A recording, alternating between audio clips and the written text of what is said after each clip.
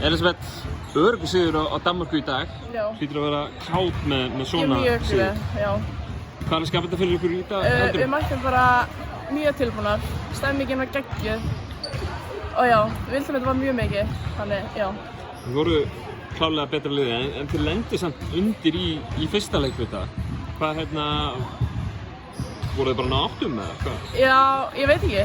Nei. En svo komum þetta tilbaka, við heldum því bara áfram, þannig Var eitthvað sem kom ykkur, eða ég meina svona hverju þurftuð helst að, hvað voruð þið helst búin að skoða varðandi danska liðið í dag? Var eitthvað sem kom ykkur á óvart varðandi leik þeirra?